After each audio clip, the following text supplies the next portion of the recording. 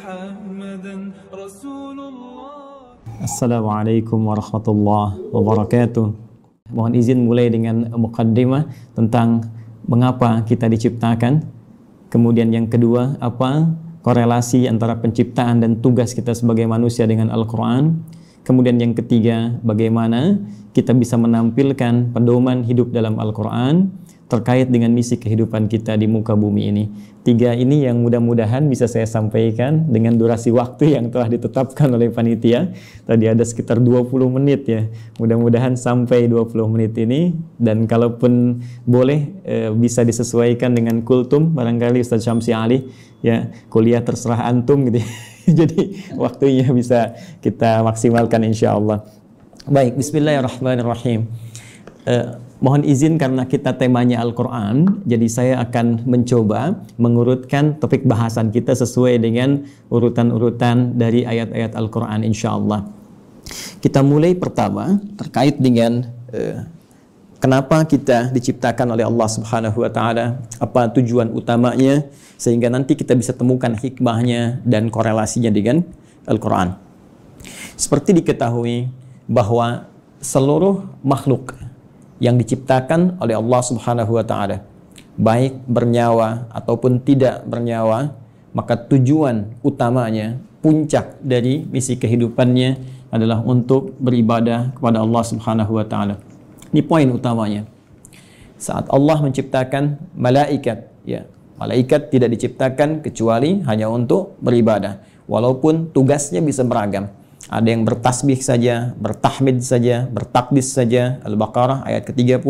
Ada yang kemudian tugasnya memikul arsy saja, ada yang menurunkan wahyu, ada yang kemudian menurunkan rizki dengan izin Allah. Tapi seluruh puncak dari tujuan penciptaan itu adalah dalam rangka taat kepada Allah Subhanahu wa Ta'ala tanpa maksiat sedikit pun. Quran surah ke-66 ayat yang ke-6. La ya'sunallaha ma amarahum wa yaf'aluna ma yu'marun. Jadi kalau kita ambil misalnya makhluk dalam konteks tertinggi sempurna diciptakan dalam arti tidak ada potensi untuk berbuat maksiat dan selalu ada dalam jalur ketaatan, yaitu malaikat. Malaikat pun tidak diciptakan oleh Allah kecuali tujuan utamanya untuk ibadah. Ya, pun demikian kita kembali kepada manusia ataupun juga dengan jin kalau kita ingin satukan keduanya, ya. Jin tentunya diciptakan sebelum manusia, jadi saya dahulukan ya setelah malaikat kemudian jin, saya dahulukan sebelum manusia. Quran surah ke-15 Al-Hijr ayat ke-27. Wal janna khalaqnahu min qablu min naris samum. Ya, sedangkan jin itu kata Allah kami ciptakan sebelum manusia dari materi yang berbeda, dari api yang menyala-nyala. Baik, pun demikian dengan manusia setelahnya. Ya, wa idz qala rabbuka lil malaikati inni khaliqum basyara. Ketika Allah firmankan kepada para malaikat yang sudah tercipta sebelum manusia, pun sebagian kalangan jin yang hadir pada saat itu, kami akan mencipta makhluk baru, bukan malaikat, bukan jin, tapi basyar. Ya, satu dari 5 nama manusia yang umumnya disebutkan dalam Al-Quran pokoknya. Ya, basyar 35 kali disebutkan dalam Al-Quran, menunjuk pada sifat nafsunya. Ins disebutkan 18 kali berpasangan dengan jin, menunjuk pada sifat penampakan dan kelembutannya. Insan disebutkan 65 kali dalam Al-Quran, menunjuk pada totalitas aktivitasnya. Pun demikian dengan An-Nas disebutkan setidaknya 241 kali dalam Al-Quran, menunjuk sifat sosialnya. Dan Bani Adam ya disebutkan setidaknya 7 kali dalam Al-Quran, menunjuk genealogisnya yang tersambung pada Nabi Adam alaihissalam. Jadi manusia ketika difirmankan oleh Allah kepada malaikat dan jin, ya wa idz qala rabbuka lil malaikati inni khaliqum basyara. Ya. Jin dan manusia ketika diciptakan tidak lepas dari fungsi ini. Ya, ditegaskan di Quran surah ke-51 digabungkan ayat ke-56. Ya, paling kanan sebelah atas di mushaf standar Allah berfirman, "Wa ma khalaqtul jinna wal insa illa liya'budun." Ya, dan tidaklah aku ciptakan jin dan seluruh manusia itu kecuali tujuan puncak pokok, ya. Tujuan penciptaan itu adalah supaya mereka menjadikan seluruh aktivitasnya sebagai ibadah kepadaku, kata Allah. Ingat harakat akhir di ayat ini bukan pakai fathah. Ya, ya'buduni bukan ya'buduna. Ya, fi'il mudhari'nya di sini berharakat fathah, tapi di sana nanti ada ya yang menunjukkan kepada Allah. Ya, kemudian untuk takhfif dia dihilangkan diganti dengan harakat kasrah. Jadi jelas Allah memberikan kesan yang tegas bahwa seluruh fungsi penciptaan manusia tiada lain seluruhnya dalam rangka beribadah kepada Allah Subhanahu wa taala. Nah, yang menarik adalah ketika Allah mendeklarasikan dan menginformasikan tentang khususnya manusia ya dalam konteks tugasnya untuk beribadah ini, maka diperjelaslah oleh Allah mengenai tempat dan misinya di mana dia akan beribadah. Kemudian seperti apa misi yang akan diemban. Ini sangat menarik ya. Itu disebutkan di Quran surah kedua Al-Baqarah di ayat ke-30 ya. Paling kiri sebelah atas di mushaf standar. Ya Allah berfirman, perhatikan kalimatnya ini sangat indah sekali. Antara penciptaan, pengenalan manusia kepada jin dan malaikat dengan pemberian tugasnya itu dibuka dengan kalimat yang sama, diksi yang serupa, tapi untuk menunjukkan makna yang berbeda. Ya, ingat, karena di Quran tidak ada pengulangan. Ya, ketika disebutkan yang seperti itu, yang serupa, maka kaidah tafsirnya, ya Dr. Amir Faisal, Ustaz Syamsi Ali lebih mengetahui, ya ta'sisan li ma'nan jadid. Ini untuk pengantar kepada makna yang baru, yang tidak sama dengan sebelumnya. Baik, di Quran surah ke-15, ayat ke-28, ketika Allah mencipta manusia digunakan diksi wa idh qala rabbuka lil malaikah. Ya, kemudian ketika memberikan misinya dan di mana ditempatkan untuk menjalani misi ini, maka dibuka dengan redaksi yang sama. Wa idz qala rabbuka lil malaika. Seakan-akan ingin mengesankan bahwa, hei, saking dahsyatnya penciptaan manusia ini, saking dahsyatnya misi manusia ini, jadi bukan hanya penciptaannya, ya penciptaan manusia ingin menunjukkan tentang dibawanya misi yang sangat agung, sangat dahsyat, sampai-sampai malaikat yang sempurna pun tak berbuat maksiat mesti mengetahuinya. Sampai-sampai jin pun yang dicipta lebih dulu mesti mengetahuinya. Ya, hanya bedanya yang di Quran surah 15 ayat ke-28 Allah menggunakan redaksi Khaliq, ya. Karena itu kita menyebut Allah dengan Sang Khaliq, diambil dari diksi Al-Qur'an. Inni khaliqum basyara, mencipta yang tak pernah ada, ya. Sebelumnya, mencipta yang tidak bersandar pada bahan yang ada sebelumnya, beda dengan sifat makhluk yang tercipta. Sedangkan pemberian misinya digunakan kata ja'il. Ya. Inni ja'ilu fil ardi khalifah. Yang di sini menunjuk penciptaannya, yang di sini menunjuk pada pemberian misinya. Kita fokus ke sini dulu dengan cepat. Baik, Allah dengan tegas, singkat, padat memberikan satu informasi kepada kita semua melalui Al-Qur'an. Kata Allah, aku infokan pada malaikat. Aku infokan pada jin yang sebelum kalian aku ciptakan mereka. Saking tingginya misi kalian, ya. Inni menggunakan taukid, sungguh aku ja'ilun fil ardi, akan menjadikan. Ingat, ja'il menugaskan, khalik mencipta. Setelah ciptaan itu terjadi, karena Allah mencipta mustahil, ya tidak ada fungsinya, mustahil tidak ada tujuannya. Di dalam bahasa Arab, kalau kita sudah membuat sesuatu, kemudian ingin menjadikan, menerangkan fungsinya, apa yang telah dibuat itu, orang Arab menggunakan diksi ja'ala, ya ja'alu ja'il. Allah telah mencipta manusia, Quran surah 15 ayat ke-28, dan ingin menerangkan, ini fungsi, misi penciptaan manusia itu. Maka digunakan kata ja'il. Inni ja'ilun fil ardi. Satu, fil ardi. Di poinnya, ini menunjuk pada tempat. Aku akan menjadikan, memberikan fungsi pada manusia yang telah tercipta itu. Akan menempatkan mereka bertugas, tempatnya bukan di langit. Bukan fis sama, ya. Awas hati-hati, tapi tempatnya di mana? Fil ardi. Ya. Yang kita terjemahkan dengan bumi itu. Baik. Khalifah. Dan dia akan membawa peran untuk menunaikan tugas ibadah itu sebagai khalifah. Ya. Yang setidaknya punya dua makna pokok. Bisa jadi khalafa yakhlifu, ya, yang saling menggantikan. Artinya kalau satu selesai akan lahir yang lain meneruskan kembali, satu selesai meneruskan kembali, ya, bapak kemudian melahirkan anak, anak melahirkan anak lagi, saling menggantikan. Dan Al-Qur'an memberikan pesan jangan sampai seseorang meninggalkan generasi setelahnya dalam keadaan lemah. Quran surah keempat ayat 9 itu. Wal yakhshal ladzina law taraku min khalfihim dzurriyyatan dhi'afa khafu 'alaihim. Karena itu siapkan generasi terbaik untuk saling menggantikan membawa tugas di bumi. Nanti kalau ada bahasan yang lebih luas kita belajar khusus tentang tema ini, ya. Nanti Allah kasih satu surah khusus yang bukan nabi, bukan rasul, ya, manusia seperti kita, supaya kita tidak berkata ini kan nabi, ini kan rasul. Jadi Allah berikan satu suara yang bukan nabi, bukan rasul, tapi bisa membentuk generasi yang terbaik setelahnya. Yaitu surah ketiga, surah Ali Imran. Imran bukan nabi, Imran bukan rasul, tapi nanti menikah dengan Hannah seperti kita ketahui, melahirkan Maryam. Dan Maryam saat dididik disiapkan, itu nanti bisa jadi pribadi yang lebih baik dibandingkan dengan ibundanya dan ayahandanya. Karena itu Anda temukan surah Maryam surah ke-19, tapi Anda tidak temukan surah Hannah. Ya. Tapi bagaimana keduanya mendidik supaya lahir generasi lebih baik dari orang tuanya. Maryam melahirkan Isa. Isa alaihi salam lebih baik dibandingkan ibu dan kakek neneknya. Ya. Jadi demikian fitrah dalam Al-Quran. Setiap ada generasi mesti lebih baik daripada yang sebelum-sebelumnya. Bapaknya hafal Al-Quran, anaknya hafal Quran dan paham tafsirnya. Ya, anaknya hafal Quran dan tafsir, cucunya paham sampai hadis dan fiqihnya. Demikian seterusnya.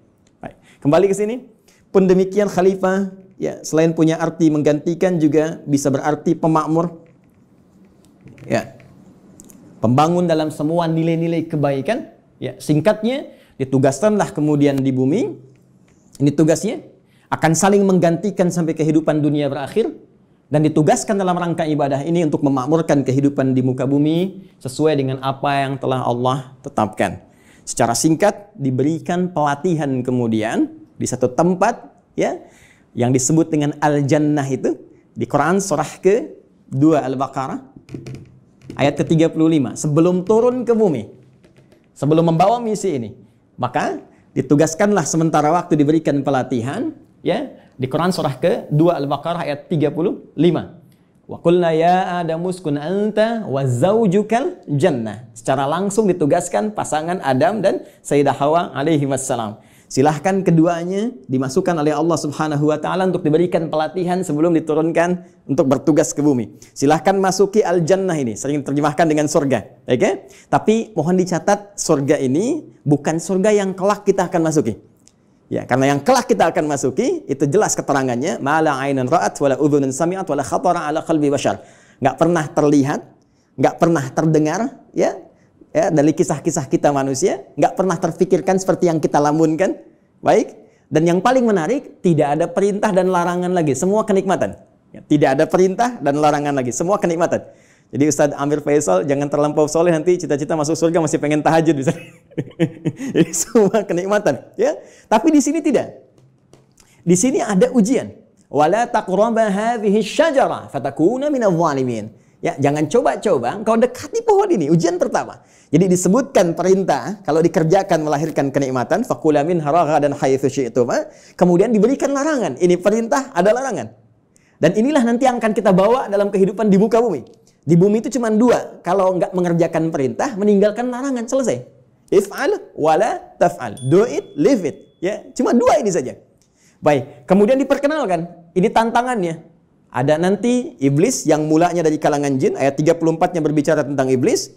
Di ayat Quran surah ke-18 Al-Kahf. Ayat ke-50. Ya, menerangkan genealogis iblis itu dari jin yang bermaksiat, fasik. Ya, wa idz qulna lil malaikati isjudu li adama fasajadu illa iblis kana minal jinni fa fasaqa an amri rabbi. Ya, ketika dia mulai fasik disebut dengan iblis. Ketika dia mulai menggoda, mewariskan kefasikannya disebut dengan syaitan. Karena itu diperkenalkan oleh Allah, ya, ini menjadi syaitan di ayat ke-36-nya. Fa azallahumash syaitan. Setelah tuntas kemudian diberikan bekalnya, di training dulu, kan? Diberikan pelatihannya, diperkenalkan musuhnya, ini yang harus dikerjakan, ini yang harus ditinggalkan, ini yang akan dibawa nanti dalam kehidupan di bumi. Setelah siap itu semua, teman-teman sekalian, barulah diturunkan Adam alaihissalam beserta Sayyidah Hawa alaihissalam, keduanya untuk memulai tugasnya di bumi. Baik, dan kisahnya dimulai di sini. Quran surah kedua, saya langsung ayat 38. Baik, saya melompat sedikit ke kisah antara bagaimana perjuangan Adam alaihissalam melawan iblis atau syaitan itu. Saya langsung lompat dulu saja untuk mempermudah dan mempercepat kita sampai pada kuota waktu kita. Baik, Quran surah kedua ayat 38. Ya, paling kanan sebelah atas di mushaf standar bagi teman-teman yang terhubung dan membuka mushaf. Ya, perhatikan baik-baik. Qulna bitu minha jami'a. Sekarang sudah saatnya, kata Allah, kami firmankan. Dan kalimatnya menggunakan ta'zimin nafsi. Nah, ya, itu selalu memiliki dua makna setidaknya dalam bahasa Arab. Na singkatan dari nahnu, kalau dinisbatkan kepada Allah Subhanahu wa taala, tentunya seperti kita ketahui memiliki dua makna utama. Satu, ta'zimun nafsi, menunjuk pada keagungan Allah Subhanahu wa taala, puncak keagungannya. Kedua, ta'zimus sya'ni, menunjuk pada dahsyatnya informasi yang akan disampaikan. Jadi saking dahsyatnya misi yang akan dibawa oleh Adam dan Hawa alaihi wassalam sebagai khalifah di muka bumi, Allah sampai menggunakan keagungan zatnya. Ya, jadi ini misi agung. Ya, kehidupan kita di bumi ini kehidupan yang agung, kehidupan yang mulia. Nanti saking mulianya di Quran, ya surah ke-17 nanti, Al-Isra, di ayat ke-70, itu sampai disebut semua kita ini mulia. Walaqad karramna bani Adam, ya, wa hamalnahum fil barri wal bahr. Ya, semua kami muliakan seluruh anak keturunan Adam. Baik itu yang kemudian hidup di daratan sampai yang beraktivitas di lautan, semuanya kami muliakan, saking mulianya. Dan dimuliakan lebih dibandingkan makhluk-makhluk lainnya. Baik, teruskan. Qul nahbitu minha jami'a. Mulai sekarang, ya, kata Allah Subhanahu wa taala, dimulai tugas kalian turun ke muka bumi. Di sini poinnya. Fa imma ya'tiyannakum minni huda. Ini dahsyatnya.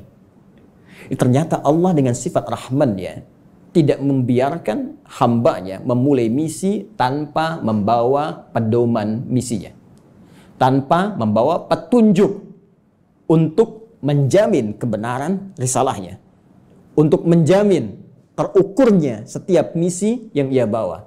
Ternyata bersamaan dengan misi yang dibawa itu dan tugas dimulai dalam beraktivitas di muka bumi dengan misi tadi itu, Allah bersamaan dengan itu semua menurunkan satu pedoman kehidupan yang disebut dengan huda. Ini poinnya.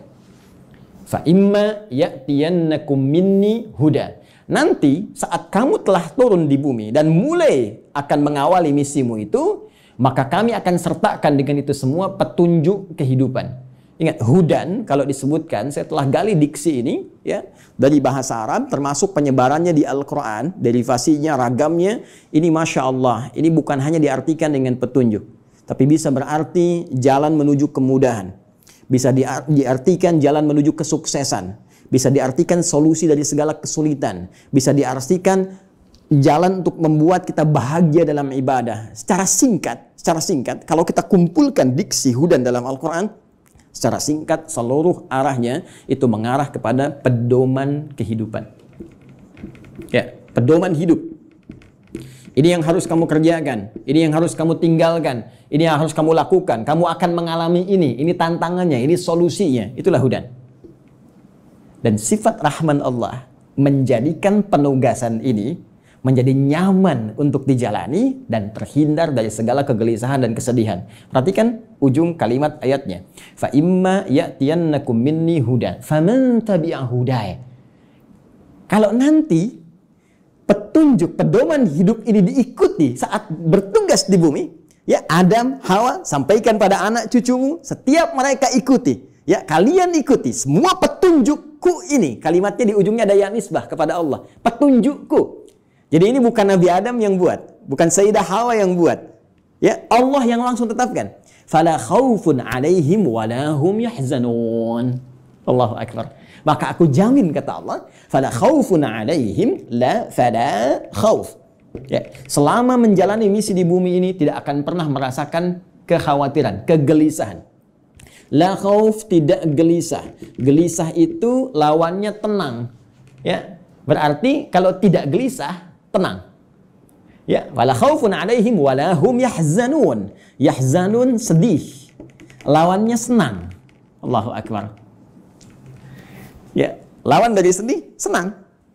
Ini sangat menarik. Jadi ketika Allah menugaskan Adam alaihissalam, ya, kemudian beserta pasangannya Sayyidah Hawa alaihissalam untuk kemudian berkembang di muka bumi melahirkan anak keturunan disebut dengan Bani Adam nanti, ya kan? Ternyata semua misi itu misi yang menyenangkan dan misi yang menenangkan. Jadi kalau dibawa ke rumah tangganya senang, tenang. Dibawa ke kantor, di kantor tenang, senang. Dibawa ke tingkat kehidupan sosial, senang, tenang. Jadi ternyata tugas di bumi ini tugas yang menyenangkan. Tugas yang menenangkan, menenangkan dan menyenangkan. Jadi kalau ada orang yang hidup di bumi selalu gelisah, ya selalu merasa tidak senang, ini menunjukkan boleh jadi kehidupan ini tidak disertai dengan pembacaan pada pedoman hidupnya. Ini yang disebut dengan hudan. Nah, teman-teman sekalian, menariknya setiap berganti generasi, ya, karena Adam itu alaihissalam selain nabi, beliau juga manusia. Ya, nabi punya fitrah kenabian, manusia punya fitrah kemanusiaan. Baik, karena setiap nabi itu manusia, maka manusia punya fitrah kemanusiaan. Di antara fitrahnya pasti mengalami kematian, wafat. Setiap yang berjiwa pasti wafat. Quran surah ke-3, Ali Imran ayat 185. Kullu nafsin dha'iqatul maut. Semua, bukan 1-2 orang. Seluruh umat bahkan ada kuotanya, ada batasnya. Ya, batas kematian disebut dengan ajal. Quran surah ke-7, Al-A'raf ayat 34. Walikulli ummatin ajal. Fa idza jaa ajaluhum la yastakhiruna sa'atan wa la yastaqdimun.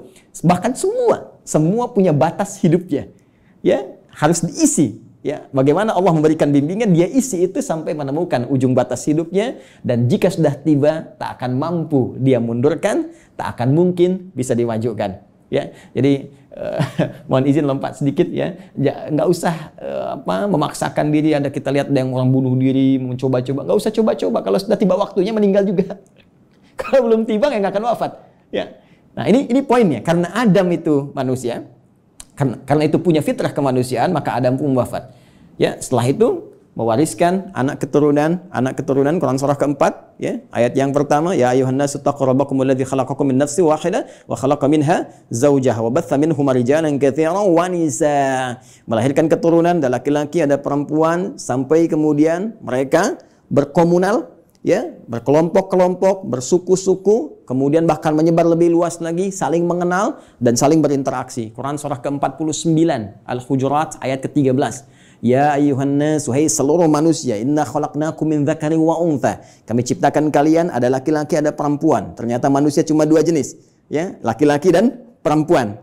Awas, hati-hati, ya. Wa ja'alnakum syu'uban wa qabaila. Kemudian setelah itu kami jadikan kalian, ya, syu'uba, berkelompok-kelompok, membentuk satu komunitas dari keluarga ke masyarakat, RT, RW sampai negara, sampai benua dan sebagainya. Wa qabail, ada suku-sukunya, tujuannya lita'arafu, untuk saling membangun sinergi, membangun link, saling mengenal, dan dengan itu membawa misi kekhalifahan yang tadi disebutkan. Ya, inna akramakum indallahi atqakum. Yang paling mulia di antara kalian yang meningkat nilai kebaikan yaitu takwanya. Poinnya, Adam wafat, manusia menjadi berkembang, dan setiap perkembangan ini pasti akan terpengaruhi oleh lingkungan di mana mereka beraktivitas. Kullu mauludin yuladu 'alal fitrah, ya, fa abawahu yahwidanihi aw yunassiranihi aw yumajjisanihi. Semua yang terlahir itu baik, cuma lingkungan nanti yang membentuk dia bisa merubah bahkan menjauh dari Allah Subhanahu wa taala. Dalam konteks ini, saya ingin cepat, saking sayangnya Allah kepada kita semua, Allah tidak menginginkan seluruh manusia yang hidup di bumi mengalami kebuntuan dalam membawa misinya dan bahkan mengalami kegagalan. Yang Allah inginkan semua konsep tadi senang dan tenang. Maka di setiap pergantian generasi itu, maka Allah utuslah kemudian seorang rasul, ya, utusan, seorang nabi yang membawa kembali pedoman-pedoman yang dahsyatnya sesuai dengan era dan masa yang dialami. Nabi Adam selesai, muncul Nabi Nuh. Nabi Nuh kemudian membawa risalah. Nuh selesai, muncul nabi lainnya. Terus sampai ke Nabi Muhammad sallallahu alaihi wasallam. Menariknya, teman-teman sekalian, seluruh nabi dan rasul yang diutus oleh Allah Subhanahu wa taala, yang membawa pedoman hidup bagi masyarakatnya, bagi umatnya yang diarahkan sesuai dengan masanya itu, semua petunjuknya, pedomannya diberi nama dengan nama utama yang serupa, yaitu hudan. Silakan Anda cek. Kita ambil yang paling dekat lah ke masa Nabi Muhammad SAW. Nabi Isa, Nabi Musa alaihi wassalam. Nabi Musa misalnya, ini yang paling populer yang banyak disebutkan dalam Al-Quran. Ya, saya sebutkan dekat itu bukan dekat dalam konteks masa waktu, tapi dekat dalam konteks sering banyak disebutkan sehingga sering didekatkan. Ya, 3 nabi ini yaitu Nabi Musa, Nabi Isa dan Nabi Muhammad SAW yang mewakili banyak kisah dalam Al-Quran. Nabi Musa, kitabnya Taurat. Ya. Taurat ketika disifati oleh Allah Subhanahu wa taala menjelaskan fungsinya, maka tidak jauh dengan diksi ini, hudan. Buka Quran Buka Al-Quran surah ke-17. Al-Isra, ayat yang kedua. Wa ataina Musal kitabah. Dan telah kami berikan kepada Musa kitab. Itu Taurat. Ya kan? Apa fungsinya? Wa ja'alnahu hudal li bani Israil.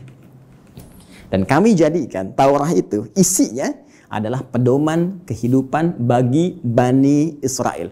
Karena Nabi Musa diutus hanya satu kalangan saja, komunitas tertentu saja. Di kalangan Bani Israel, maka pedomannya dikhususkan untuk itu. Jadi nanti yang menariknya dalam satu era, itu bisa ada misalnya 2 rasul diutus. Ya, karena distriknya beda. Ya. Seperti kisah Nabi Ibrahim dengan Nabi Lut misalnya ya. Nabi Ibrahim dengan Nabi Lut kan di Quran surah ke-51 itu ya, ketika kita masuk ke ayat ke-30 dan seterusnya itu Nabi Ibrahim dikunjungi para malaikat. Di ayat 24-nya hal ataka haditsu dhaifi Ibrahim al-mukramin. Pernahkah engkau dengar kisah ketika Nabi Ibrahim dikunjungi para malaikat? Tujuannya sebetulnya bukan ke Nabi Ibrahim, tapi akan datang ke Nabi Lut ya alaihi salam untuk mengabulkan tuh permohonan dalam tanda petik umat yang menantang azab. Jadi ketika akan datang ke situ mengadab, mampir dulu ke tempat Nabi Ibrahim dengan hikmah tertentu. Jadi di satu masa bisa ada 2 nabi dan rasul yang bertugas di wilayah yang berbeda. Nabi Musa alaihi salam itu tugasnya untuk Bani Israel. Diberikan panduan, disebut dengan Taurat dan disifati dengan hudan.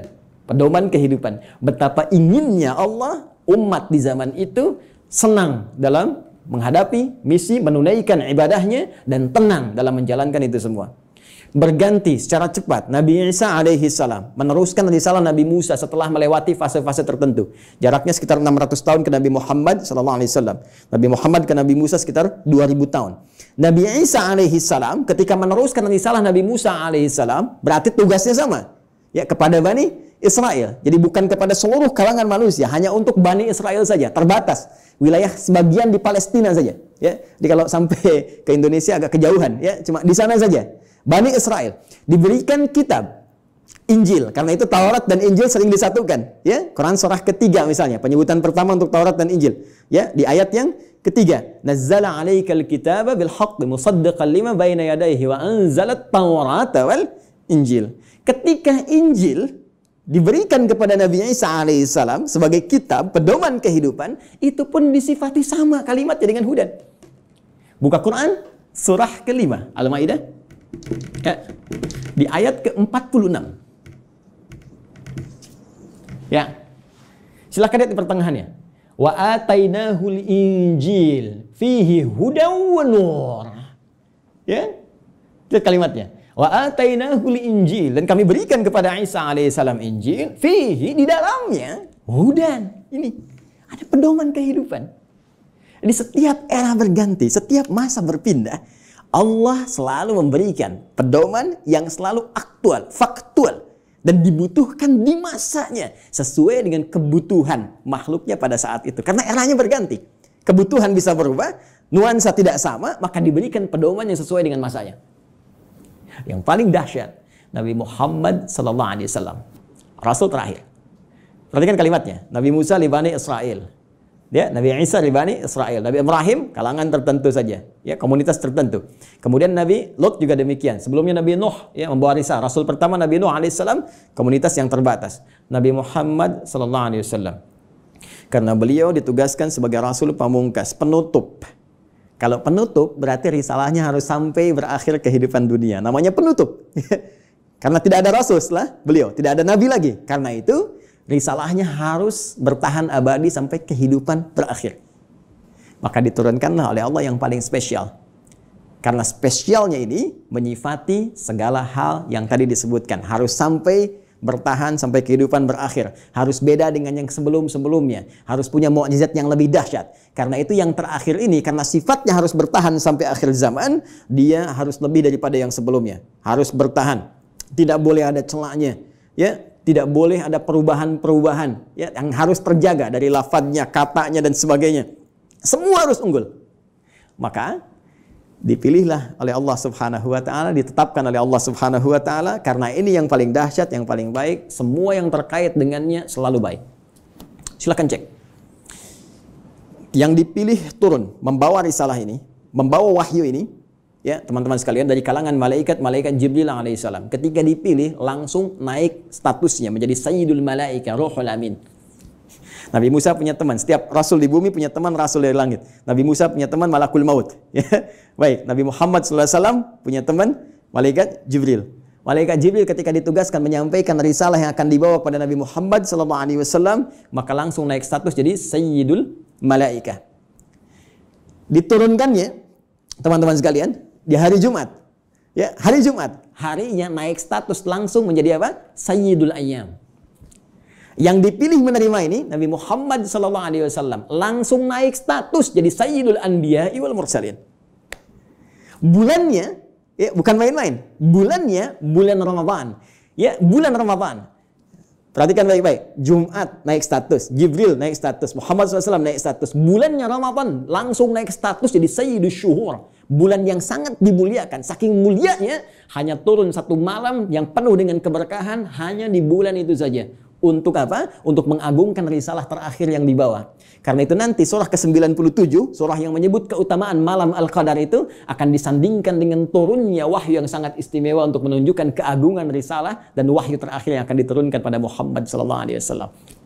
Tiada lain, tiada bukan, itulah Al-Quran. Inna anzalnahu fi Lailatul Qadar. Ya, sungguh dengan segala keagunganku aku akan berikan informasi yang sangat dahsyat. Inna, aku tegaskan, aku kuatkan, ya, anzalnahu fi Lailatul Qadar. Kami turunkan Al-Qur'an itu di malam Al-Qadar. Baik, teman-teman sekalian, fokus di sini. Apa kaitan Al-Qur'an dengan hudan itu? Kita kuatkan kembali dengan Quran surah kedua ayat 185. Paling kiri di pertengahan di mushaf standar. Ya. Quran surah kedua ayat 185. Karena yang paling dahsyat, ya, karena ini yang paling istimewa dan untuk seluruh manusia tanpa batasan, maka redaksinya mesti beda. Perhatikan kalimatnya. Syahrul Ramadan alladzi unzila fihil Quran. Ya, di bulan Ramadan yang kalian menunaikan puasa itu, saat itulah diturunkan Al-Quran. Tadi kita katakan, kita sepakati Al-Quran turun di bulan yang sangat mulia yaitu Ramadan. Quran surah kedua ayat 185. Allah perkenalkan nama kitab wahyu, pedoman hidup yang diturunkan pada Nabi yang paling istimewa untuk semua manusia sampai akhir zaman, yaitu Al-Quran. Apa tujuan Al-Quran diturunkan? Teruskan ayatnya. Hudal linnas. Tetap tidak akan terpisahkan dari diksi ini, hudan. Dan dahsyatnya bukan libani kita, li umat kita, linnas. Ini poinnya. Ini bedanya.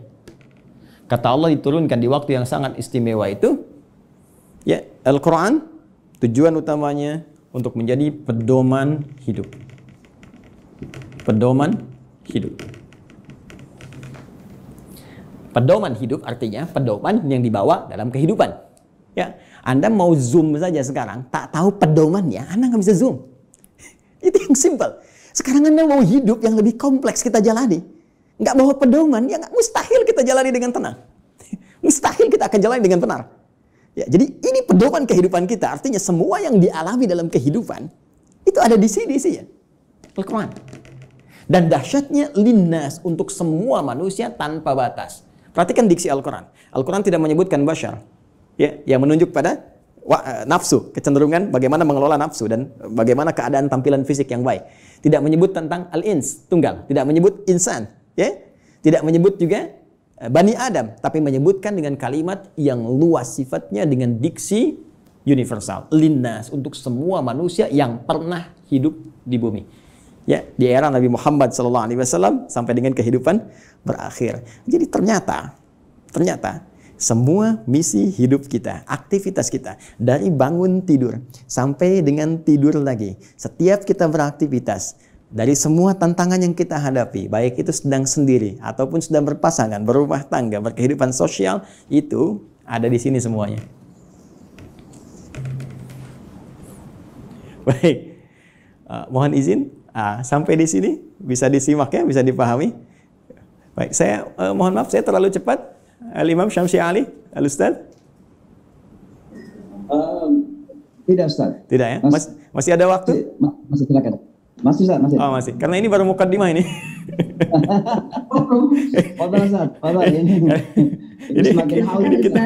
Baik, mohon maaf Mbak Ima ya, ini baru mukaddimah ini. Kita belum turunkan jadi pedoman.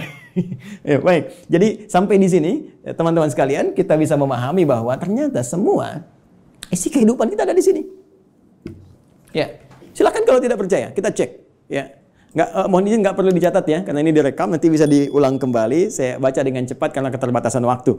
Ya, bahkan kita dari sejak mulai terlahir, ya, sampai kita wafat, sampai pasca wafat, itu semua diinfokan di sini. Ada semuanya. Dan silahkan bandingkan dengan kitab apapun yang ada di muka bumi sampai dengan saat ini. Tidak akan ada yang pernah seperti Al-Quran. Ya, saya berikan 3 saja yang sangat menarik ya. Pertama, seluruh hal yang akan kita alami sudah dirangkum dengan sempurna dalam Al-Quran dan nanti dijelaskan detailnya oleh Nabi Muhammad SAW. Nanti bagian terakhir saya kaji dan kita akan sama-sama nikmati bersama. Ya, saya beri contoh misal. Mohon maaf, sejak masa dalam kandungan itu Al-Quran sudah menerangkan ya bagaimana proses yang terjadi dalam kandungan. Detail secara fisiknya, secara umum disampaikan di Quran misalnya surah ke-22 di ayat yang kelima. Bahkan pergerakan janinnya secara umum, ya dari mulai kandungan lemah ke berat sampai diisi apa doa yang harus dibacakan, apa yang harus dilakukan supaya nanti bayinya terlahir dalam keadaan baik. Disebutkan di Quran surah ke-7 ayat 189. Bahkan diberikan bocoran antara hubungan kita membangun komitmen dengan Allah yang akan menuhankan Allah sejak saat ruh kemudian ditanamkan sampai kita terlahir sampai wafat. Quran surah ke-7 ayat 172.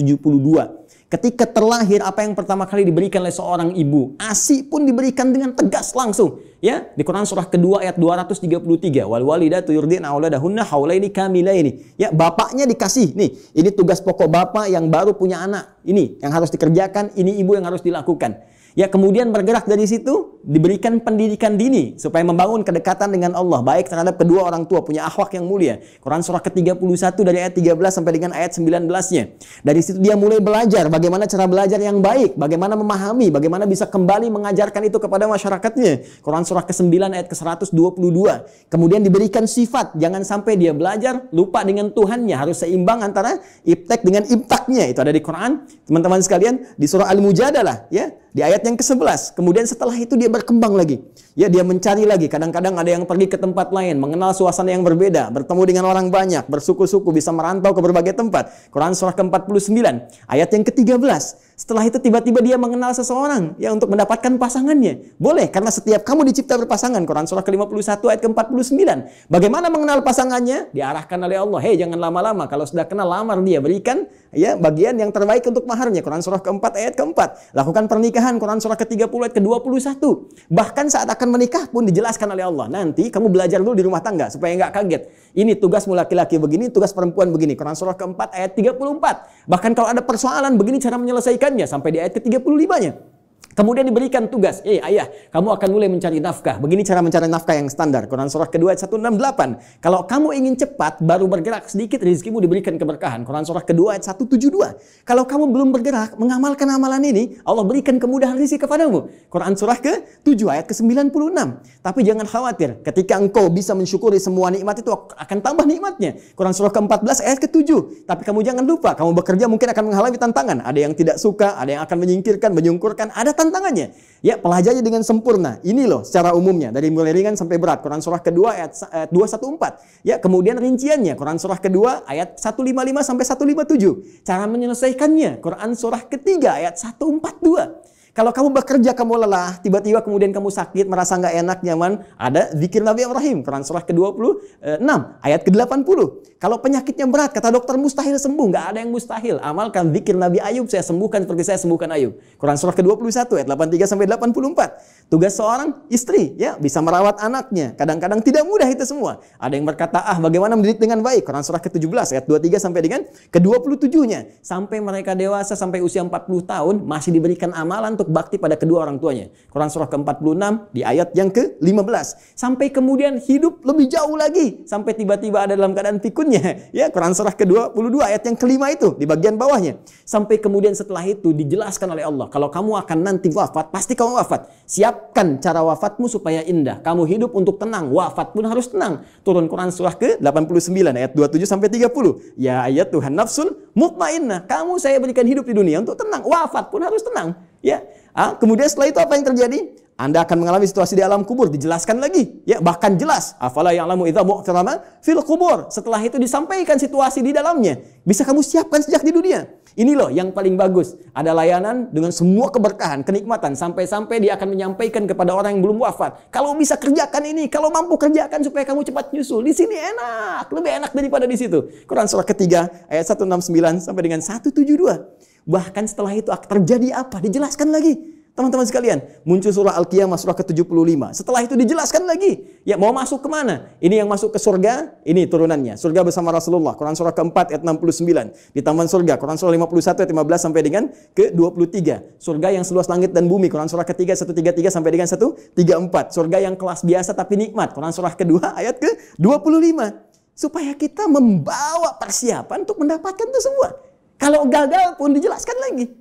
Ya, kalau kamu nanti main-main dengan ini semua, hadapi situasi di alam kubur begini, ada ayatnya. Situasi di hari kiamat begini, ada ayatnya. Sampai dengan muaranya pun ada ayatnya.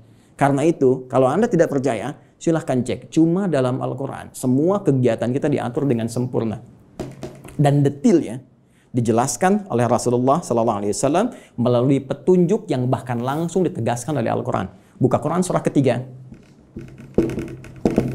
ayat 31. Paling kiri sebelah atas di mushaf. Qul in kuntum tuhibbunallaha fattabi'uni. Katakan Muhammad sallallahu alaihi wasallam, jika mereka hamba-hambaku, umatmu mengatakan serius mencintai aku, mencintai Allah, ya kan, berpegang pada kitab Allah, fattabi'uni, maka ikuti semua petunjuk Rasulullah sallallahu alaihi wasallam. Ya, Nabi diutus, diturunkan untuk menyampaikan risalah Al-Quran secara sempurna. Detailnya seperti apa? Digambarkan oleh beliau.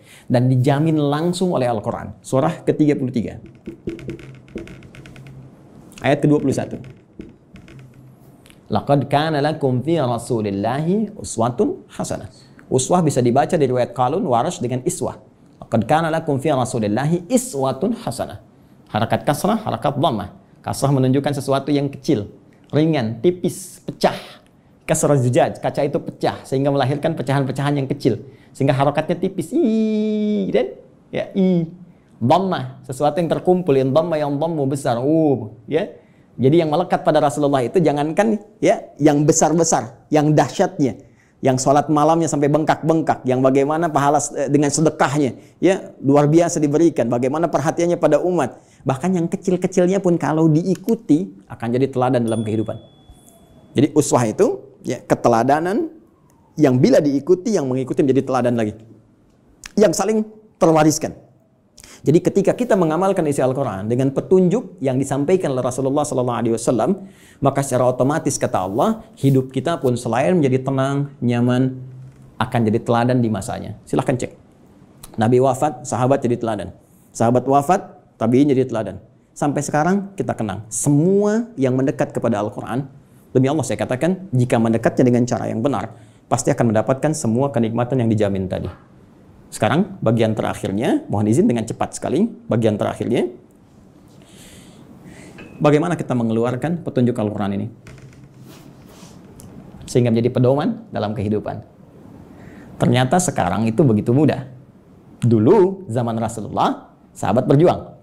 Ya, mengatasi banyak persekusi, bahkan ada yang dieksekusi dan sebagainya. Bahkan belum ada media seperti sekarang, ya. Ada yang tinggal ngeklik saja keluar informasinya dan sebagainya. Tadi Ustaz Amir Faisal sudah menyampaikan, ya, perjuangannya sangat berat. Tapi yang paling menarik, ternyata dari perjuangan yang sangat berat dan dahsyat itu yang terwariskan pada generasi setelahnya. Zaman sahabat banyak menghafal, mengajarkan, menyebar, tabi'in menghafal dan seterusnya. Itu membawa manfaat yang besar bagi kehidupan kita. Karena semua detil penjelasan dari Al-Quran ini ternyata sudah dirinci langsung selama kurang lebih ya 23 tahun melalui seluruh keterangan yang melekat pada Rasulullah SAW. Baik dari perkataannya, perbuatannya, tindakannya, sifat, sikap, dan segala bahkan diamnya disebut dengan takrir.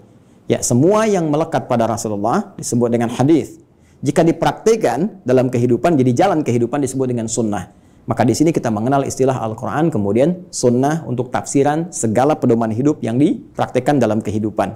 Maka teman-teman sekalian, kalau kita rinci penjelasan ini dengan menggabungkan dua saja, menurut langsung perintah Allah Subhanahu wa taala, Al-Quran dan As-Sunnah, kita akan temukan detil pedoman kehidupan kita di sini keseluruhannya.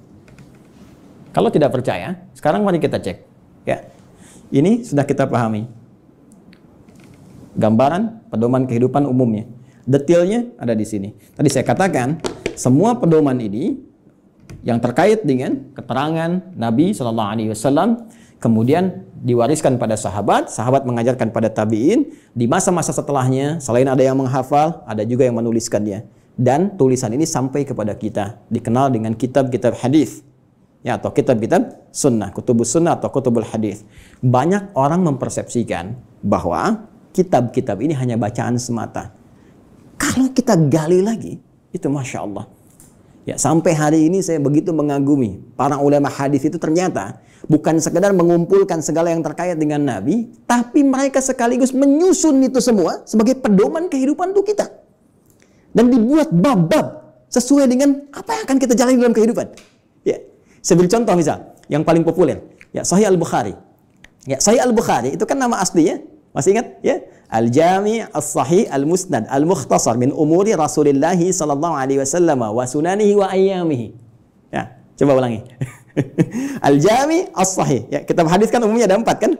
Ya, ada Jami', ada Sunan, ada Musnad, ada Mu'jam kan? Ya, dan setiap penamaan ini ada makna. Al-Jami' itu kumpulan yang komprehensif. Umum, sifatnya masih luas, ya, mencakup segala aneka kegiatan. Baik. Kalau sudah sunan, itu kitab fikih, ya, hadis yang disusun dengan urutan fikih. Jadi kitab hadis disusun dengan urutan fikih. Sunan Abu Daud, fikih, bab taharah, seterusnya sampai dengan selesai. Taharah, salat, puasa, dan seterusnya. Ya. Musnad disusun berdasar periwayatnya. Anda ingin belajar berapa hadis dari Sayyidah Aisyah, pengen seperti Sayyidah Aisyah, keluarkan dari Musnad Sayyidah Aisyah. Ya, tadi ingin belajar anaknya pintar, keluarkan misalnya Musnadnya Ibnu Abbas radhiyallahu taala anhuma. Mu'jam berdasar urutannya, Mu'jam At-Tabrani misalnya, ya.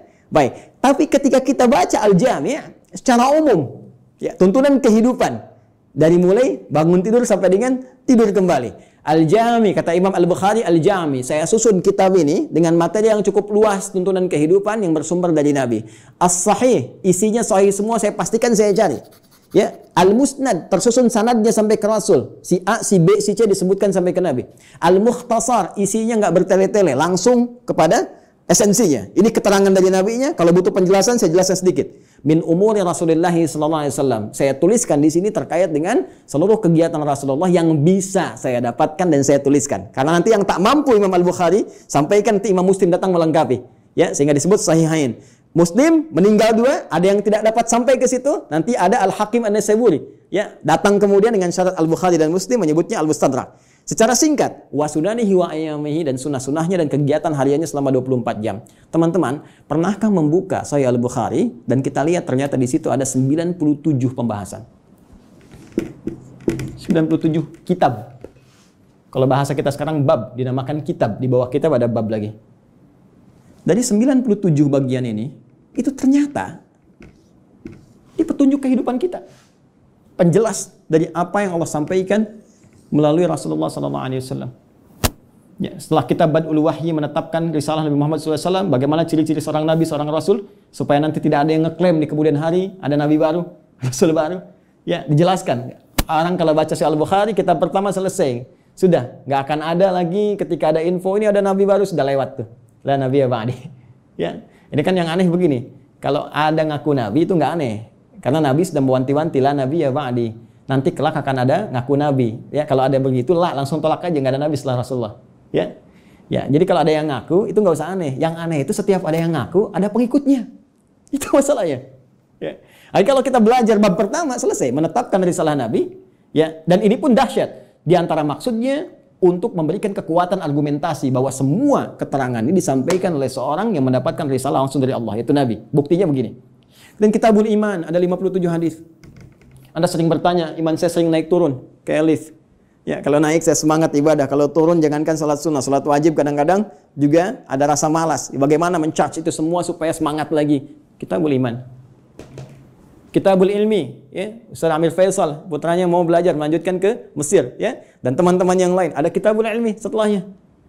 Bisa dikeluarkan bagaimana petunjuk pedoman belajar langsung dari Nabi. Dan dahsyatnya di Sahih Al-Bukhari ini tidak dimulai satu hadis kecuali dengan ayat Qur'annya dulu. Ini ayatnya, ini hadisnya, hadisnya. Silahkan cek. Kitabul Bai', teman-teman yang pebisnis. Ya, silahkan. Yang berniaga, yang berbisnis, keluarkan Kitabul Bai'. Kitabul Tijarah. Ya, kitabnya Kitabul Bai', turunannya turunan tentang bisnis. Di pemerintahan, diplomasi, birokrasi, Kitabul Imarah.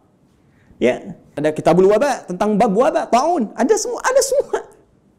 Dan kalau kita jeli lihat lagi, demi Allah saya katakan, hanya di Islam yang semua tuntunan kehidupan dari bangun tidur sampai tidur lagi ada pedomannya. Silahkan cek. Ya, bangun tidur ada doanya. Silahkan cek. Bandingkan dengan keyakinan manapun. Cuma di Islam. Ini kita dalam konteks ilmiah ya, sedang berargumentasi. Jadi kalau nanti di soal kita berargumentasi. Ya, jangan diadukan, tapi kita didiskusikan. Ya, baik. Sekarang lihat, bangun tidur ada doanya. Ya. Dan doa itu jangan salah, doa itu bukan kalimat formalitas yang kita ucapkan untuk menjadikan sesuatu hanya sebagai ibadah semata. Bukan hanya itu. Tapi isi doa itu pedoman bagaimana kita menjalaninya.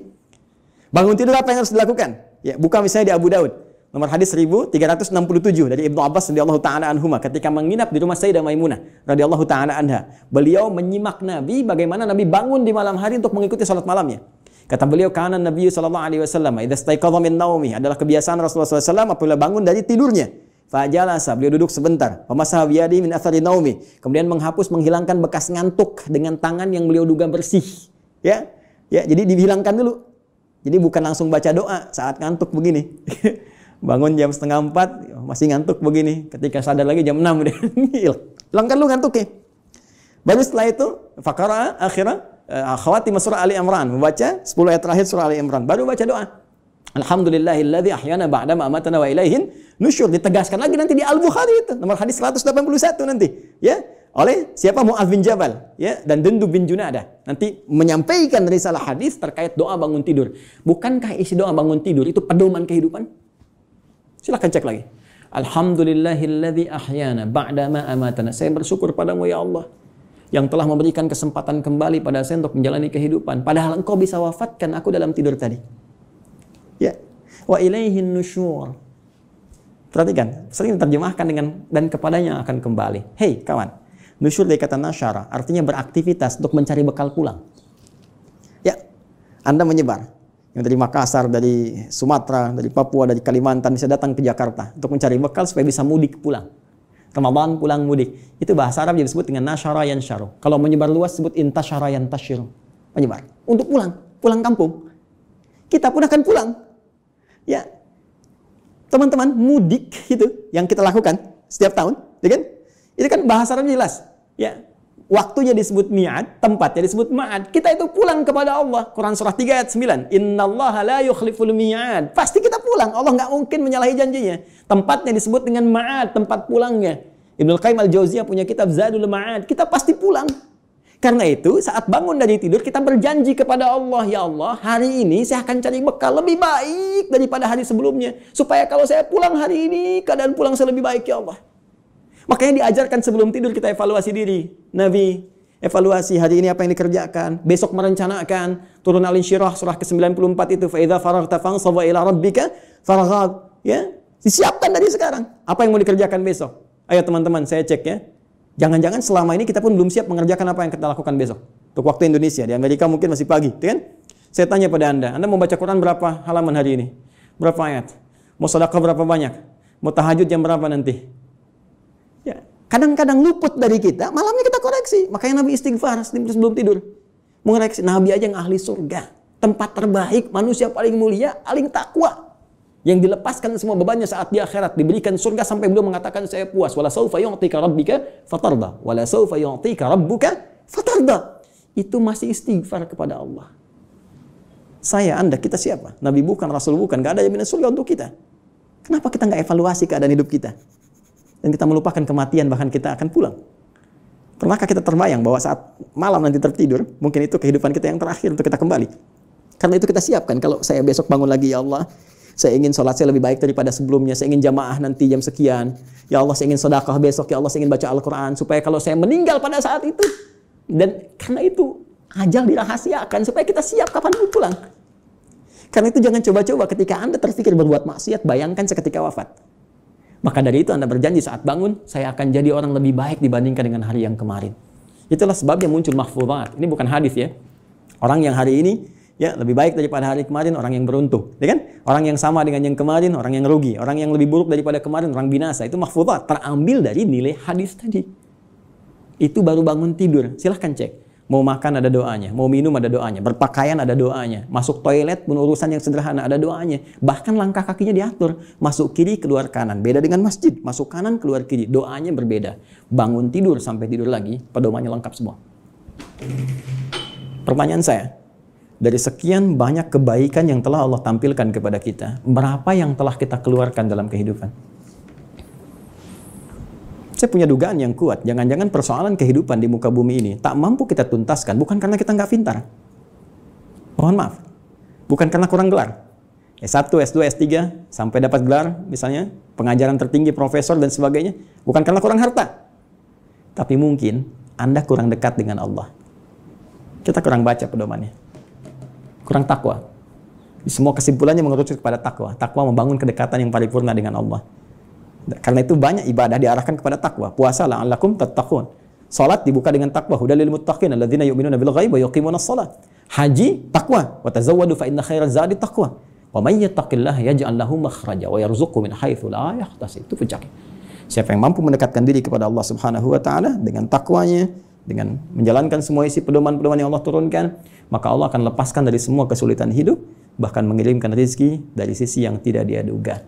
Inilah pedoman kehidupan kita, inilah Al-Quran, dan inilah jalan yang tidak mungkin kita hindari, karena ini satu-satunya pedoman yang bisa mengantarkan pada kenikmatan di 3 alam. Dunia, alam kubur, sampai akhirat. Terakhir, sebagai penutup, teman-teman sekalian, saking dahsyatnya Al-Quran ini, Allah ingin membuktikan kepada kita kebenarannya. Al-Quran tidak diturunkan di Romawi yang sudah maju pada saat itu. Bukan di Persia yang sudah punya kekaisaran yang dahsyat. Ya, kalau sekarang diibaratkan Amerika misalnya, Soviet, atau sekarang jadi Rusia dan seterusnya, atau Cina bahkan, kan? Tidak turun di Romawi, tidak turun di Persia. Tapi Allah turunkan di tempat yang paling jauh dari segala titik kemuliaan. Tidak kenal segala titik kebaikan-kebaikan. Ilmu pengetahuan jangan diharapkan tumbuh. Ya, dengan sempurna, dengan baik. Jauh tertinggal, karena itu disebut dengan jahiliyah, menggabungkan nama bahkan dengan sifatnya. Tapi tahukah Anda, ketika Al-Quran diturunkan di umat jahiliyah itu bisa mentransformasikan mereka berubah menjadi khairu ummah. Sampai turunnya Quran surah ketiga ayat 110 itu.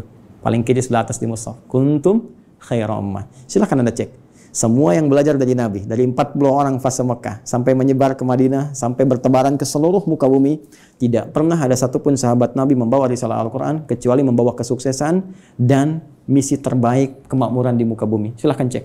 Nabi sampai selesai tugas di Madinah punya 12.000 sahabat. Punya 38 panglima dari 12.000 itu. Kekuatan satu panglimanya bisa menaklukkan Persia dan Romawi. Ya, bisa mengalahkan segala jenis racun. Setiap satu sahabat ekspedisi menjadikan Islam terbawa dengan warna yang sangat indah, diterima bahkan tanpa kecamuk peperangan yang berarti. Amr bin As ekspedisi dari Afrika Utara sampai dengan ke Syam. Sekarang cek, Mesir, Libya, Tunisia, Maroko, Aljazair sampai dengan ke Syam. 4 negara sekarang. Ya, Libanon, Palestina, kemudian Yordania, kemudian Syria. Silahkan cek, Muslim yang baik. Sa'ad bin Abi Waqqas, ya, waktu ikut ekspedisi mau ke Cina, singgah di Baros, 414 km dari kota Medan. Jadinya Nusantara. Indonesia, Malaysia, Filipina bagian selatan, Thailand selatan, Brunei Darussalam, ya, Masya Allah Rakhin, sukunya dari Rakhinya itu yang sekarang. Semua indah, baik. Di mana kita sekarang? Dan keilmuannya nggak nanggung, silahkan cek. Ya, Al-Ghazali, Al-Battani, Al-Kindi, Al-Farabi, ya, silahkan cek. Semuanya sukses. Jadi mau jadi ilmuwan, sukses. Mau jadi diplomat, sukses. Jadi birokrat, sukses. Semua itu tercantum dalam Al-Quran. Dan satu-satunya kitab yang tidak pernah mengalami perubahan. Zaman Abu Jahal dulu dibaca Alif Lam Mim, sekarang pun tetap Alif Lam Mim. Silakan, strukturnya sempurna, segalanya sempurna. Itulah Al-Quran. Tinggal pertanyaannya, tantangan langsung dari Allah sejauh mana kita bisa meyakini semua ini untuk menerapkan pedoman tadi, mempelajarinya, mengamalkannya dalam kehidupan kita sesuai dengan kebutuhan kita. Membaca baik, memahami mulia, menghafalkan dahsyat. Tapi intinya tidak harus dituntut untuk bisa memahami seluruh isinya. Cukup Anda sekarang, maaf sekali, yang pokok apa? Bawa itu semua. Sekarang tugas dunianya apa? Passionnya apa? Keluarkan petunjuknya, lihat Qurannya, lihat hadisnya, dalami itu, amalkan. Setelah itu, perhatikan, bedakan rasanya, rasakan bedanya, pasti akan terasa bedanya. Dan dahsyatnya Al-Quran bisa menjadikan tausiah yang 20 menit sampai 60 menit. Baik, saya kira itu dulu sebagai pengantar, ya. Terlampau luas waktu yang saya gunakan. Mudah-mudahan ada manfaat yang didapatkan. Nanti kalau lain waktu kita bisa ketemu kembali, kita akan belajar tentang cara langsung dari Al-Quran, bagaimana menanamkan Al-Quran dalam diri kita supaya mudah dibawa dalam kehidupan. Karena jangan salah, ini ahli Quran pun dibagi 3 lagi nanti di Quran surah ke-35 Fatir di ayat yang ke-32. Ada orang ahli Quran zalim, wa minhum zalimun li nafsi. Ada yang paket hemat, bisa untuk dirinya belum bisa berbagi. Wa minhum muqtasid, ya. Dan yang terbaik, bagaimana ahli Quran menebar kebaikan di sekitarannya. Ya, wa minhum sabiqum bil khairat biidznillah. Terima kasih, semoga bermanfaat. Subhanakallahumma bihamdika asyhadu an la ilaha illa anta astaghfiruka wa atubu ilaik. Assalamualaikum warahmatullahi wabarakatuh.